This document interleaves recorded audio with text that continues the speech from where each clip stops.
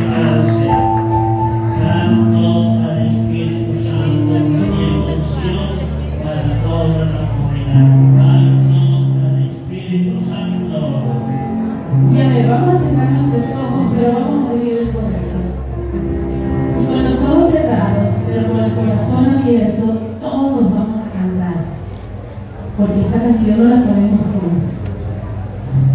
Y dice: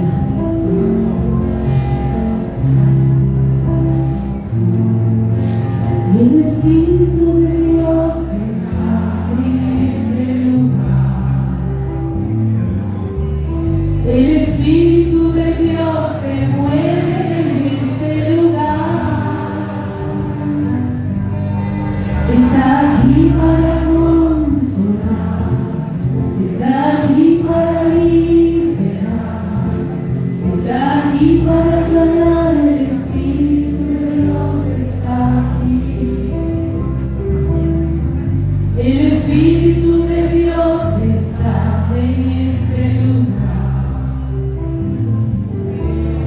El Espíritu de Dios se mueve en este lugar. Está aquí para consolar, está aquí para liberar, está aquí para sanar. El Espíritu de Dios está aquí. Muévete en mí, muévete en mí. Toca mi mente, mi corazón, llena mi vida de tu amor. Muévete en mí, Dios Espíritu, muévete en mí. Dile: muévete en mí, muévete en mí, muévete en mí. Toca mi mente, mi corazón, llena mi vida de tu amor. Muévete en mí, Dios Espíritu, muévete en mí. Vamos a decir todas las mujeres, decimos: el Espíritu se está en este lugar. Todas esas mujeres cantan: el Espíritu de Dios se mueve en este lugar. Está aquí para consolar, está aquí para consolar, está aquí para liberar, está aquí para sanar. El Espíritu de Dios está aquí. Todos los caballeros, a ver, los caballeros. El Espíritu de Dios está en este lugar. El Espíritu de Dios se mueve en este lugar. Está aquí para consolar, está aquí para liberar, está aquí para sanar. El Espíritu de Dios está aquí. Y todos como una gran familia decimos: muévete en mí, muévete en mí. Toca mi mente, mi corazón, llena mi vida de tu amor. Muévete en mí, Dios Espíritu, muévete en mí. Vamos a decir otra vez: muévete en mí, Dios Espíritu, muévete en mí.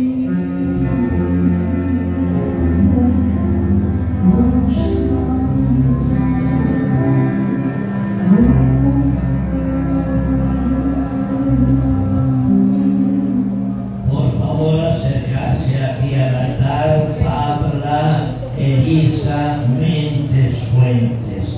Levante su mano derecha. Ven, Espíritu Santo.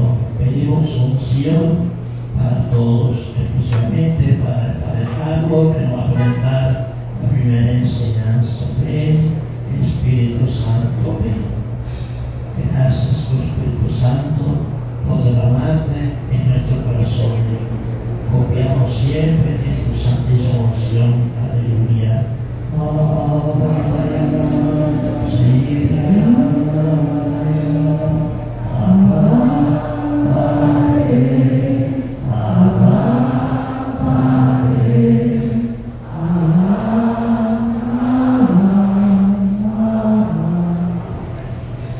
Hija de Dios Padre,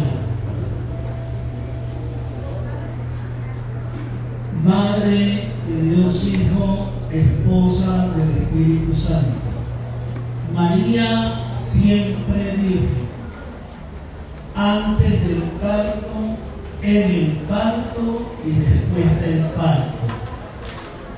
Vamos, digan todos conmigo. Creo en Dios, Padre Todopoderoso, Creador del cielo y de la tierra.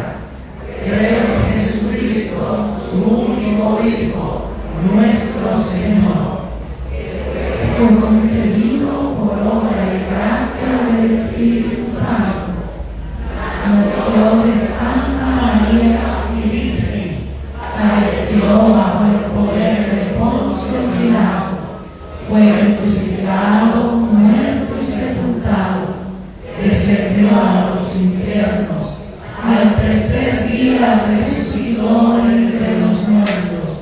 Subió a los cielos y está sentado a la derecha de Dios Padre Todopoderoso.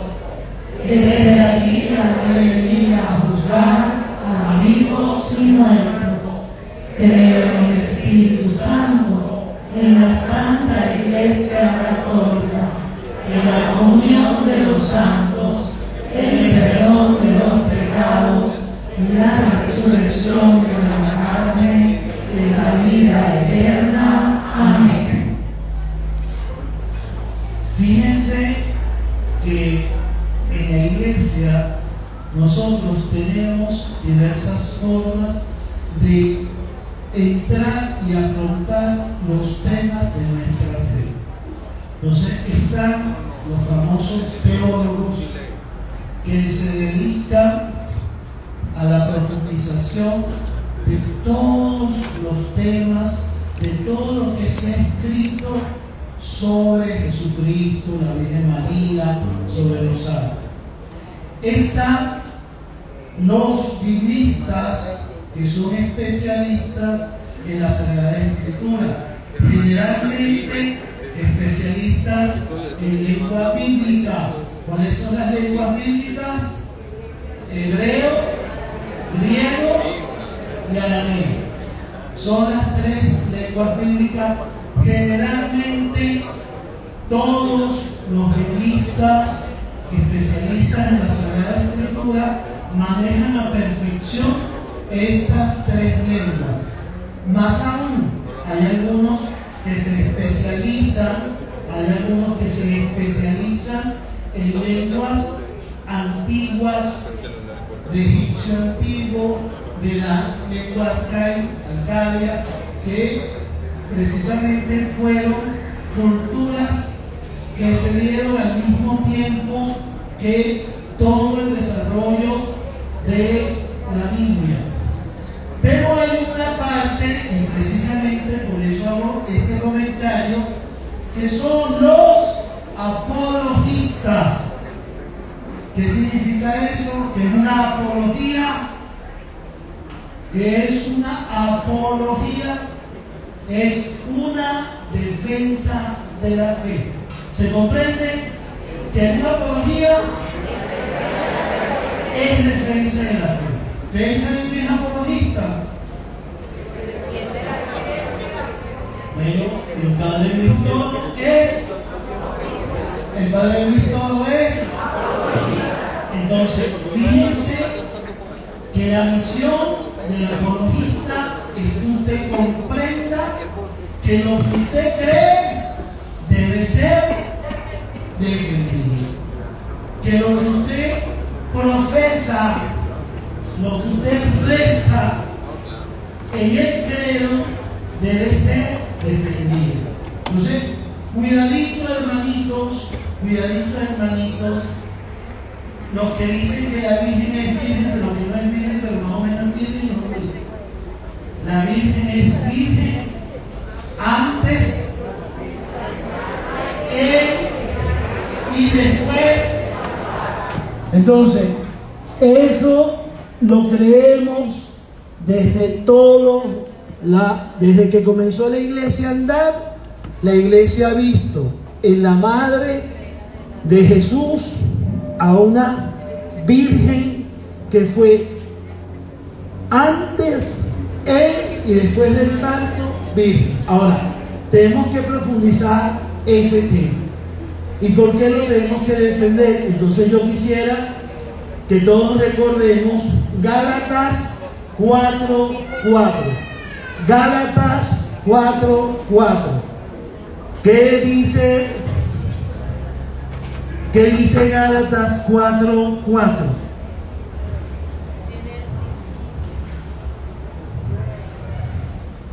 ¿Nadie lo encontró?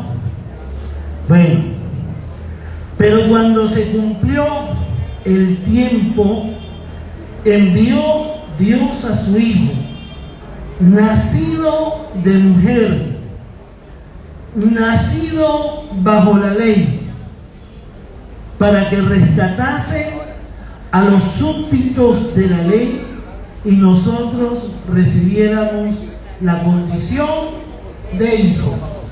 Entonces, primer punto que nosotros tenemos que entender dentro de la virginidad de María: Dios tiene un plan de salvación, y en ese plan de salvación Dios mismo ha decidido hacerse hombre y ha escogido a una mujer para cumplir ese plan de salvación. Primer punto que tenemos que tener en la mente: Gálatas 4:4. Dios quiso rescatarnos haciéndose hombre a través de una mujer. Ahora, ¿eso lo había dicho solamente en el Nuevo Testamento? Yo creo que no. ¿Alguien puede buscar el profeta Isaías? Isaías 7:14. Profeta Isaías, capítulo 7, versículo 14. ¿Qué dice Isaías 7:14? Pues el Señor por su cuenta les dará una señal. Miren, la Virgen está encinta y dará a luz un hijo, y le pondrá por nombre, ¿qué significa Emmanuel? Muy bien, fíjense una cosa. Aquí los apologistas nos piden que hagamos un análisis literario. Tenemos que entender perfectamente el texto. ¿Por qué? Porque usted se va a encontrar con algunos que le van a decir: virgen era cualquier muchacha de la época que no se hubiera casado, y que el profeta Isaías está refiriéndose a una muchacha cualquiera que no se había casado, que iba a quedar embarazada, normalmente iba a tener un hijo que lo iban a llamar Emmanuel. Eso es lo que le van a decir ustedes. Pero usted, si leyó bien el texto, le voy a volver a repetir para que usted se dé cuenta de dónde el católico tiene que sostener su fe. Fíjense aquí lo que dice el Señor: pues el Señor por su cuenta les dará.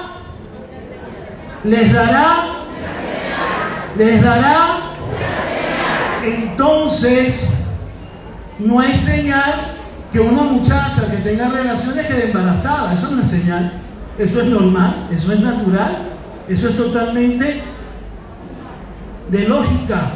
Pero si Dios quiere dar una señal, es porque quiere darnos un aviso especial, Y eso es lo que nos está diciendo el profeta Isaías.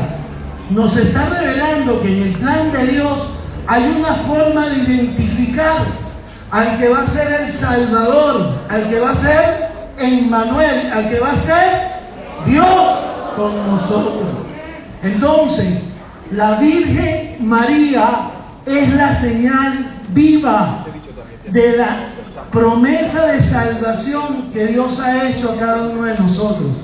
La Virgen María es la señal que Dios estableció para que nosotros pudiéramos recibir la salvación eterna. Y fíjense que siempre estoy poniendo a la Virgen en función del misterio de la salvación, porque María es la esclava del Señor. Ella está únicamente para hacer la voluntad de Dios. Y María no viene a brillar, María viene a dar todo su ser para que Jesús pueda cumplir su misión de salvación. Seguimos entonces.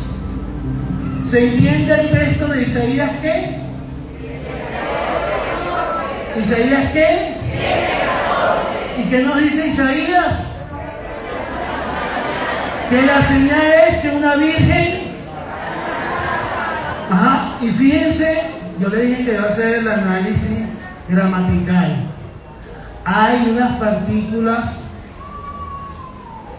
en el idioma castellano, son las conjunciones.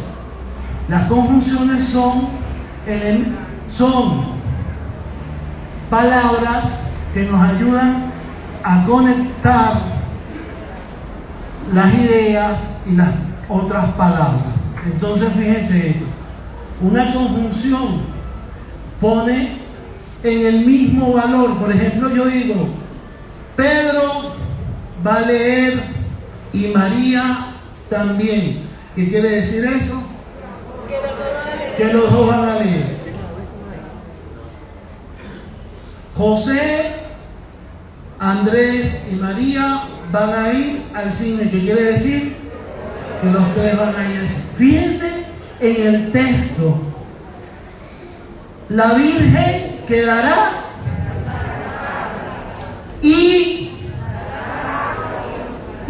¿qué significa ese? ¿Quién va a dar a luz? ¿Quién? Entonces la Virgen concebirá, dará a luz. No es que fue virgen y después que dio a luz dejó de ser virgen.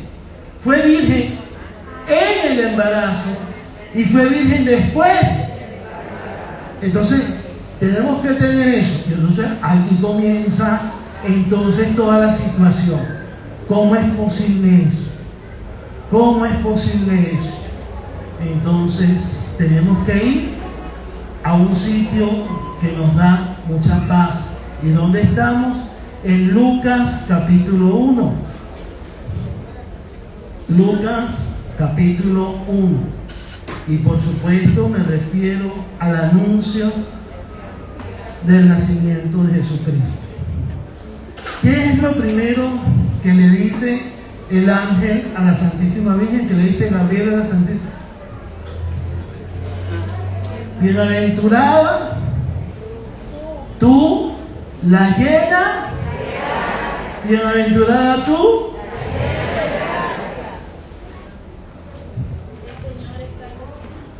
No, eso no sigue ahí.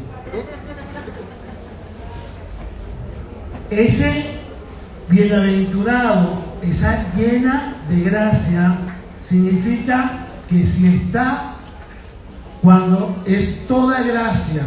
Fíjense que en el Oriente a María no solamente le dicen Madre de Dios, Teotocos, sino que le dicen Panagia o Panagia, que significa toda santa. Entonces, la llena de gracia significa que ella está totalmente actuando, viviendo por la gracia divina. Entonces, el primer punto, María vive una comunión total con el misterio divino. Por eso es que se da esta salvación. Por eso es que se da este milagro de amor. Fíjense algo más adelante en el mismo texto. ¿Qué es lo que le dice María al ángel? O mejor dicho, el ángel le dice: no temas, María, que gozas del favor de Dios. Mira, concebirás y darás a luz un hijo, a quien llamará Jesús. Será grande, llevará el título de Hijo del Altísimo, y el Señor Dios le dará el trono de David su padre, para que reine sobre la casa de Jacob por siempre, y su reinado no tenga fin. Y María inmediatamente, ¿qué le responde? ¿Cómo será posible eso? Si no conozco varón. ¿Cómo será posible eso si no conozco varón? ¿Qué está diciendo aquí la Virgen con esto? Que es virgen. Que es virgen. Que no ha tenido relaciones con ningún hombre. Ahora, yo quisiera detenerme aquí un momentico, nada más. No es extraño, si bien se alaba mucho la fecundidad de la mujer, no es extraño en la cultura judía las personas que hacían voto de virginidad. Por ejemplo, se sabe que en la comunidad que, digamos, era del mismo mundo judío, que eran los esenios, habían personas que vivían en total castidad. No se casaban, hacían voto de virginidad. También a servidoras, mujeres que servían en el templo, también vivían en total castidad. O sea, que eso de que solamente que era una maldición no tener hijos, era una maldición no tener hijos cuando te casabas. Pero en el mundo judío también existía la consagración a Dios, y los padres de la iglesia, estoy hablando de los padres griegos, de los padres latinos, Ambrosio, San Agustín de Hipona, Ignacio de Antioquía, todos ellos han pensado y han visto en esta palabra de María que ella tenía una consagración a Dios de su virginidad, que posiblemente María también hubiese tenido un voto de virginidad de su propio haber. Fíjense que ella estaba desposada con José, no casada, desposada. Ella vivía en su casa, José en la suya, etc. Fíjense una cosa. ¿Y qué le contesta el ángel a ella? ¿Qué le contesta el ángel a ella cuando ella dice: yo no conozco varón? ¿Qué le contesta? El Espíritu Santo y te cubrirá con su sombra. Exacto, ok, vamos a, si quieren lo leo para que no. Y el poder altísimo te cubrirá con su sombra. El consagrado que nazca llevará el título de Hijo de Dios. Y entonces le da el signo de que Isabel también quedó embarazada, etcétera, etcétera. ¿Y cómo termina eso? Porque para Dios... No, ¿y qué dijeron? No se oye. Ustedes pueden decirlo más duro. ¿Cómo es para Dios? Pero usted está convencido de lo que está diciendo, me parece que no creyeron. Para Dios. Entonces nosotros no estamos analizando un fenómeno natural. Esto no es un reportaje químico, médico o fisiológico. Nosotros estamos ante la acción de Dios mismo en la persona de un ser humano. Cuando Dios entra en forma total en la vida de un ser humano, queda totalmente transformado. Queda totalmente transformado.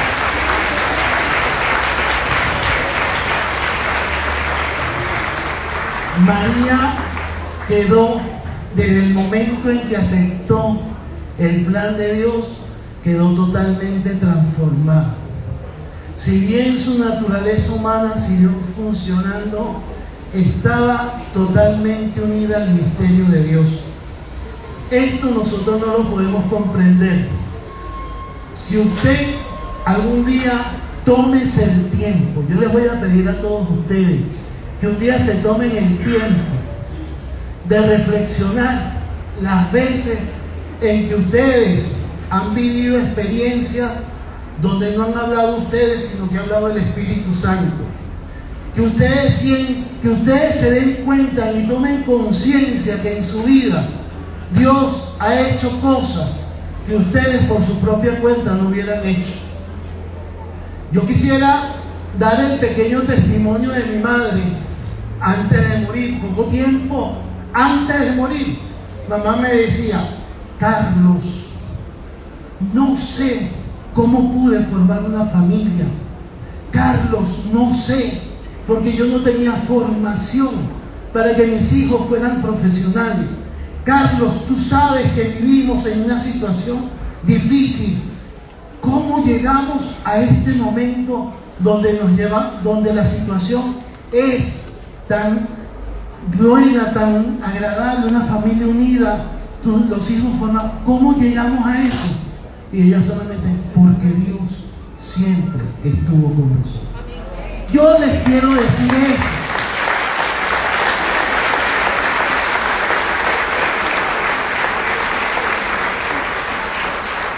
Pero estas palabras, ¿por qué digo que es un testimonio? Porque muchas madres y padres pueden decir eso al final de su vida. Pero mi mamá tenía demencia senil en ese momento. Mamá estaba en una situación psicológica difícil y ella en esa situación supo mirar que toda su vida había estado en las manos de Dios. Eso es así.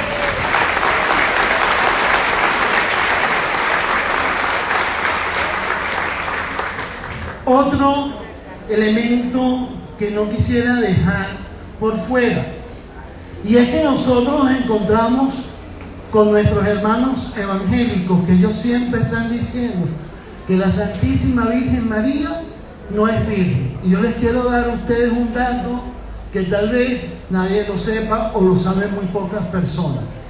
Ustedes sabían que el fundador del protestantismo es Martín Lutero, ¿verdad?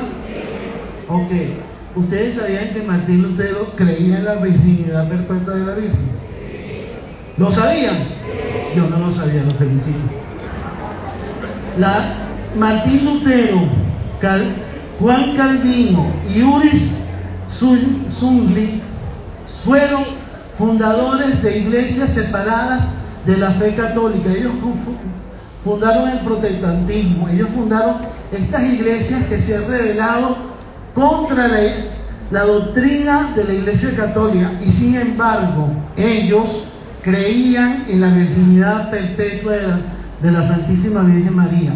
Fíjense una de las cosas importantes: el protestantismo, nuestros hermanos separados, lamentablemente han perdido el contenido profundo de nuestra fe, porque nuestra fe no se trata de imponer ideas. Nuestra fe se trata de descubrir ese plan de Dios que viene a salvarnos.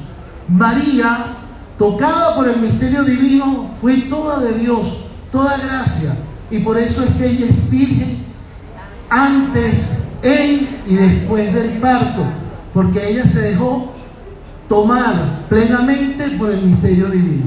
Fíjense una de las cosas que pasa y que necesitamos estudiar en el Evangelio de San Mateo, porque hay que leer esto.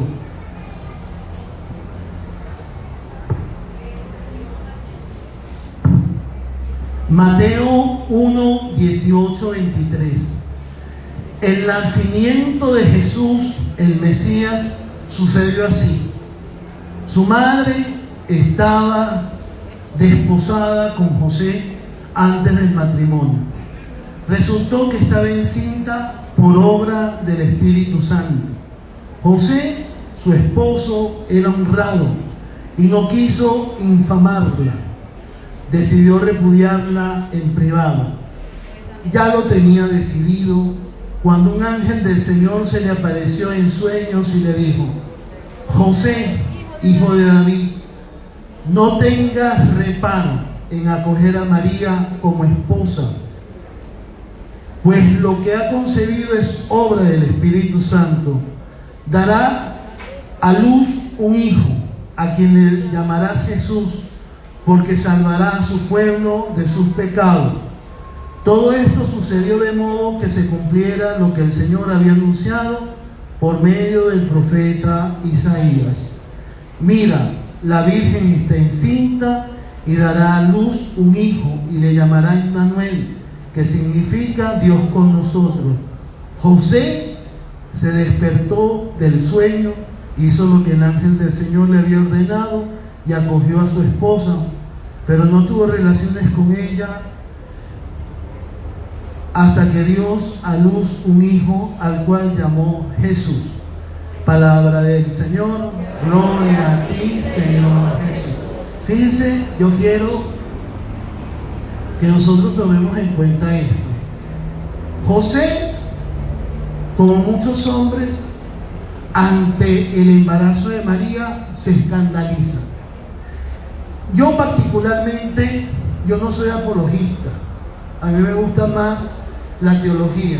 Yo soy más de la idea de que José conocía a María y amaba profundamente a María, pero la conocía de tal modo que sabía que en ella estaba ocurriendo un milagro, que era algo que José no podía intervenir. Para mí, esa es la explicación que yo tengo ante este texto. Sin embargo, los apologistas quieren que nosotros tengamos claro que si José tuvo dudas de la virginidad de María, él, por el anuncio del ángel, escucha, ¿qué es lo que escucha? El texto de Isaías, ¿qué? ¿Qué?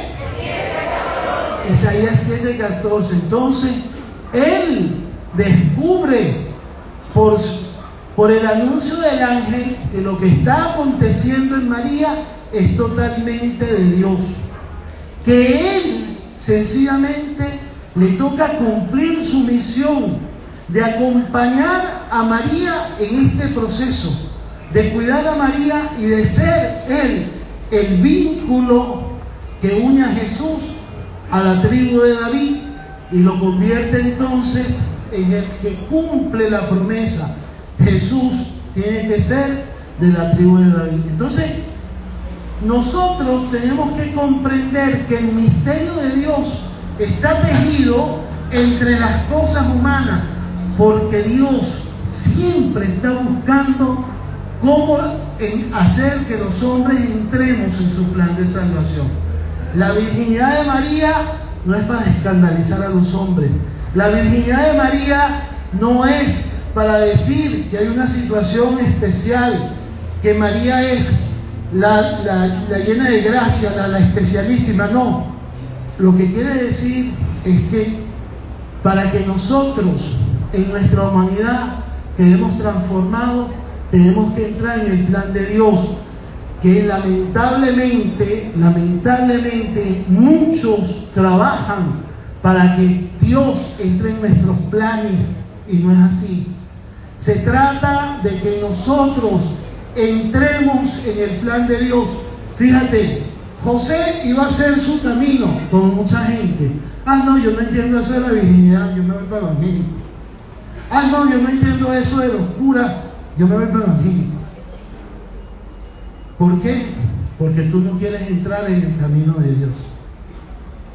Y se trata de que no hagas tu camino, sino que tú entres en el camino de Dios. Se trata de que tú escuches en la gracia, el poder y la misericordia de Dios y te dejes transformar por Él. ¿Qué es lo que nos dice la virginidad de María? Es precisamente eso. Yo no puedo ser transformado por las universidades. Yo no puedo ser transformado por el bienestar económico, político o social de ningún pueblo o nación. Yo no puedo ser transformado sencillamente por la cultura o por cualquier otro elemento externo. Yo debo ser transformado precisamente por la gracia divina, la que precisamente María dejó entrar en ella y la hizo la llena de gracia y la Virgen antes, en y después del parto. Entonces, hoy la invitación que nosotros tenemos que comprender es que el mundo nos dice que solamente desde el sexo podemos ser felices, desde que nosotros solamente podemos ser felices desde la riqueza, que nosotros solamente podemos ser felices desde el poder. María, que se entrega totalmente al misterio de Dios, alcanza la plenitud siendo totalmente de Dios. Y ese es el mensaje de la virginidad. Ese es el plan de Dios, que nosotros demos paso al misterio divino para ser totalmente transformados por Él. Por último, que no quisiera que se me vaya el tiempo. ¿Cuánto me queda? Pecadora. ¿Cuánto? Me quedan 20 horas, que es perfecto entonces. Entonces, no quiero que se me vaya este tema porque es muy importante, porque los evangélicos que dicen que María tuvo otros, y eso aparece en la Biblia. ¿Qué aparece en la Biblia? Que Jesús tenía otros, pero no dicen que era de la Virgen María, ¿verdad? Que Jesús tuvo otros. ¿Y dónde lo dicen? ¿En qué parte del Evangelio? Denme una cita, una sola cita. Sí, pero ¿buscar qué? En Marcos 3:31, para que sea 3:31, así creo que es más fácil acordarse. 3:31, Marcos 3:31. ¿Qué dice allí?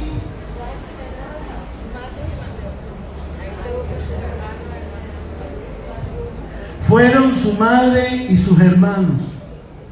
Se detuvieron fuera y le enviaron un recado llamándolo. La gente estaba sentada en torno a él y le decía: mira, tu madre y tus hermanos y hermanas están afuera y te buscan. Y les respondió: ¿quién es mi madre y mis hermanos?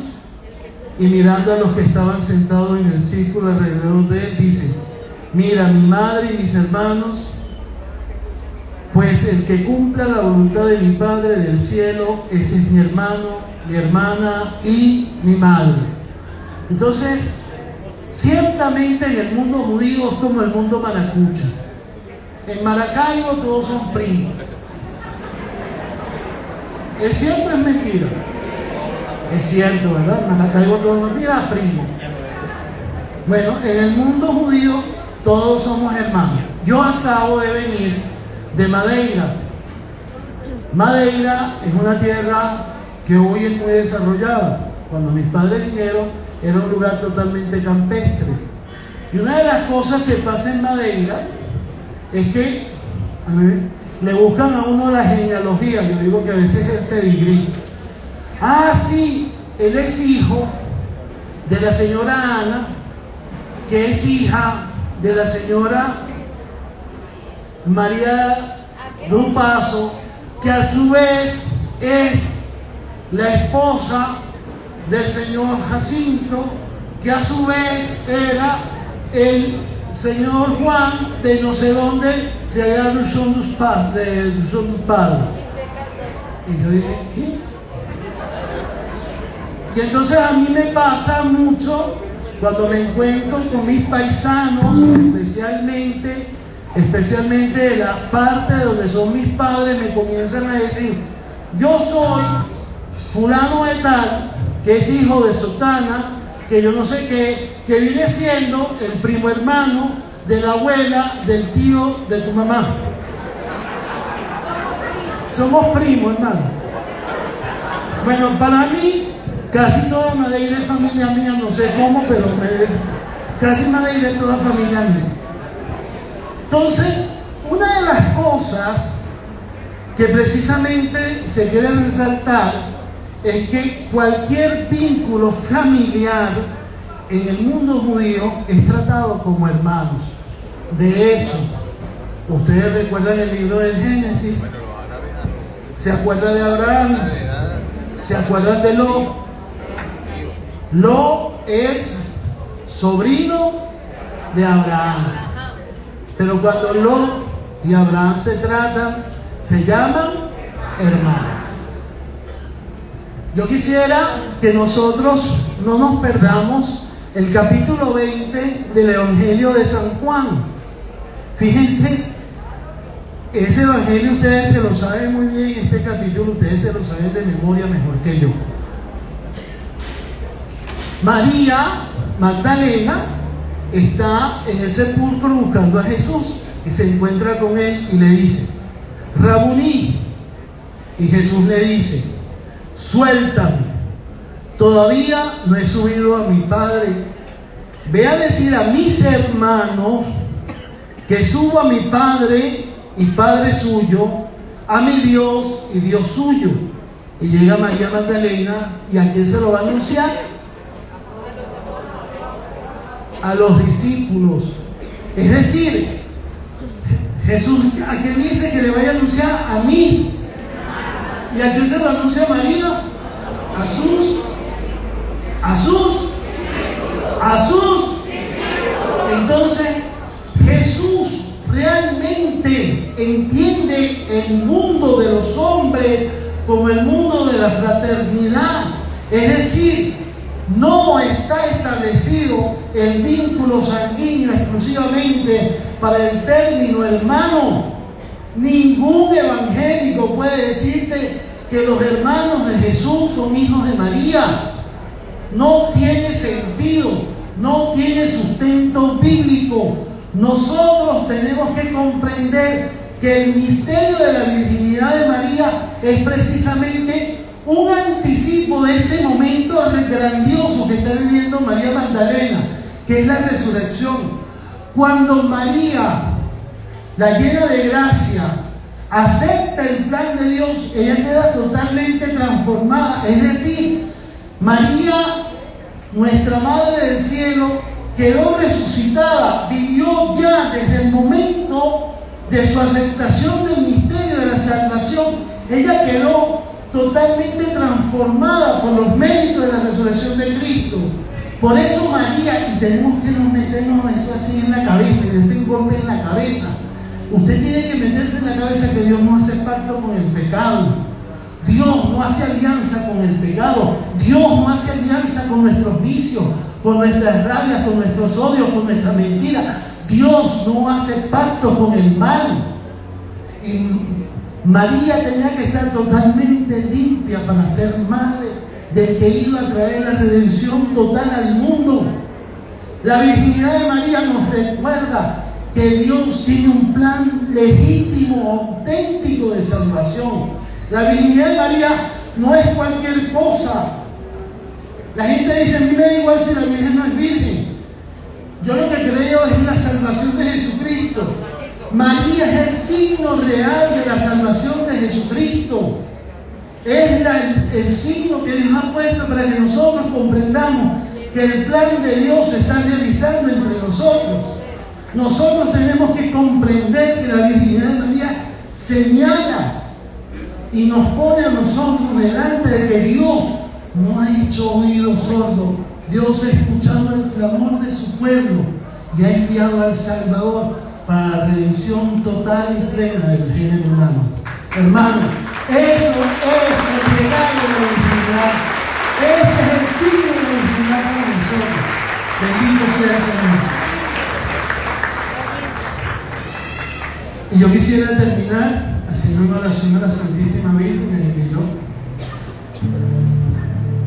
a que nos pongamos de rodillas.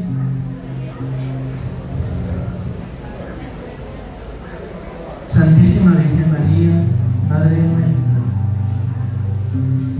tú eres la madre del amor hermoso. Tú realmente te entregaste sin medida y sin reserva. Tú fuiste totalmente de Dios para que nosotros alcanzáramos la plenitud de la vida. Madre, tú fuiste la puerta con la cual Dios entró en nuestra humanidad. Virgen María, nosotros queremos que tú siempre nos acompañes. Virgen María, queremos que nos des tu corazón para que seamos capaces de amar a Dios como tú lo amas, que seamos capaces de entregarnos totalmente a Jesucristo como tú te entregaste. Virgen María, nosotros queremos unirnos plenamente a la misión de la salvación de Jesús para que podamos vivir la redención y la salvación. Madre del cielo y Madre nuestra, queremos que en esta mañana renueves nuestra fe, que nos permita comprender el misterio de la salvación. Madre del cielo, nosotros siempre nos cuesta entender los planes de Dios. Danos tu corazón para ser dóciles a tu voluntad, dóciles a la voluntad divina, dóciles al plan de salvación de Dios. Bendita sea tu pureza, y eternamente lo sea, pues todo Dios se recrea en tan graciosa belleza. A ti, celestial princesa, Virgen Sagrada María, yo te ofrezco en este día alma, vida y corazón. Mírame con compasión y no me dejes, Madre mía, y danos tu santa bendición, que la recibimos en el nombre del Padre, del Hijo y del Espíritu Santo. Amén. Vamos a dar un fuerte aplauso a nuestra Madre del Cielo. La humilde luz de su hogar, sencillez y bondad, la irradiaba sus padres. Y naciste fruto de ese amor dentro del plan de Dios.